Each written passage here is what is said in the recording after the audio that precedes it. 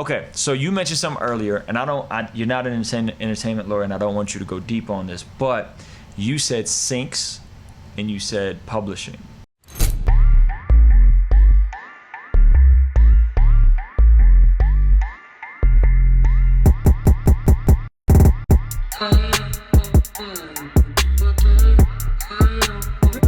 Ruslan. Can you just break down how that works? Because I think a lot of people get confused on publishing and why that's important for songwriters. Syncs. Well, okay, let's see. Publishing is really the most important thing. Publishing is like, I look at it like real estate. Yeah. It is equity in the composition of the song. The writing of the song, the lyrics, and the musical composition of the song. Okay. It's like that's a songwriter. Who owns that? Right. Because labels will try to take that from artists and producers. Labels try to take. Well, they do. There are publishing deals where labels will sign an artist in our space as well and get 100% of their publishing. So let's break that down. Okay. The word "take" implies that they're stealing it. Okay.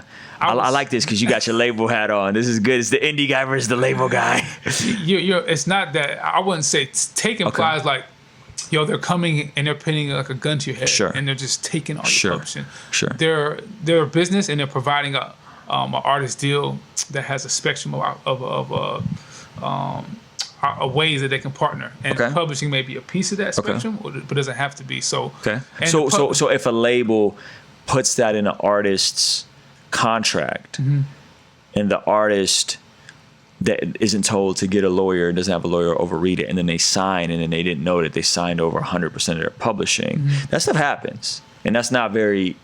Would we agree that that's not very ethical? It's almost like saying, would you go to a doctor without? Would you go to? It's like, why would you get advice on a life-changing decision without getting proper consultation, though? Why would you? So why would you take a prescription from a doctor? That you haven't. Why would you take a prescription from a pharmacist that your doctor didn't advise? So you would put the responsibility on the artist. It's on both. Okay. I mean, when you're doing your mortgage deal, do you put the responsibility on the homeowner or on the person buying the home? So it's like, I think sometimes the label gets a bad rap. Sure. When in business and any other entity, that's kind of the nature. It's like there's a proposition and there should be a counter, and that's how negotiations work. True. So I think to say that the label. This is so good. We touched on it. I wasn't planning on it. Just finding all these talent, stealing people's money. Like, Sure.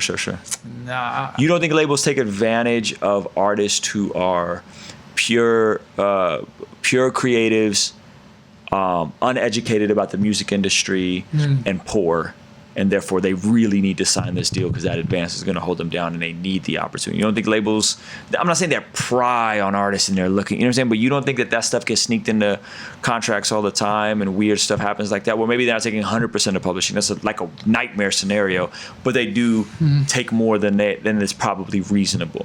I think that there are cases where if you're uneducated, the label has more advantage to benefit themselves out of the deal. So there are times where like there's more. The label just has the upper hand. You know what I'm saying? So I don't think that doesn't happen. But I will say, if an artist has leverage, then you're at the mercy of the artist. So it's like. That's good. If an artist has leverage, the label is at the mercy of the artist. That is a bar right there. It's true. I mean, the moral to the story, you young rappers, is go and build leverage so that you can have. So I put it like this. So, what is leverage? Can you break down leverage?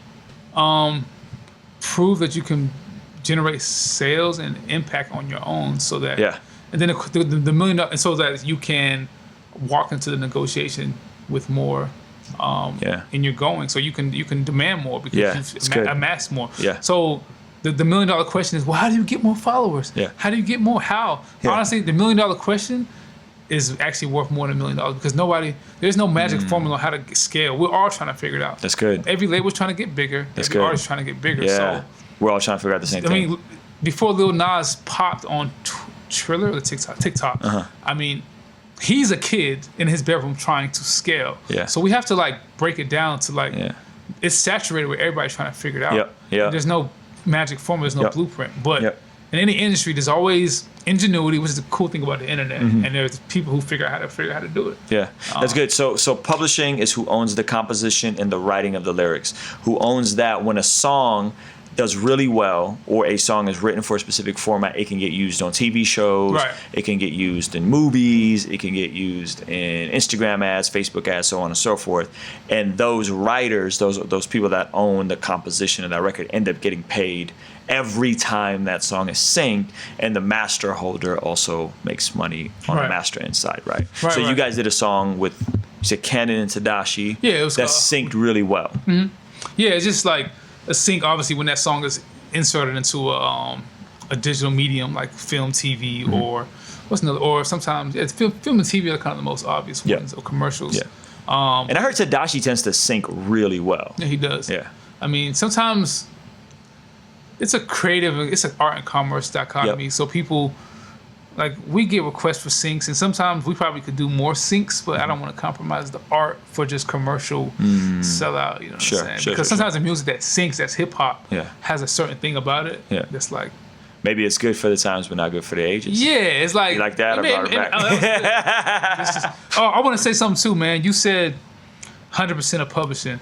To be very clear, there's within publishing or composition, there is the publisher side and the writer side. Right. So in the contract, which is something that I've seen publishing deals where the person that's criticizing the publishing deal says to songwriter and or artist, "Hey man, they're taking 100% of your publishing," which I'll be leery of that. But I heard to qualify that, is it 100% of the publisher share, or the writer share? So is it really 50 cents on the dollar, or is it the full dollar? I just heard a story recently from someone that will remain anonymous, but I think you and me both know, we'll talk about it off the record, who is on a big label, who unknowingly signed over 100% of their publishing.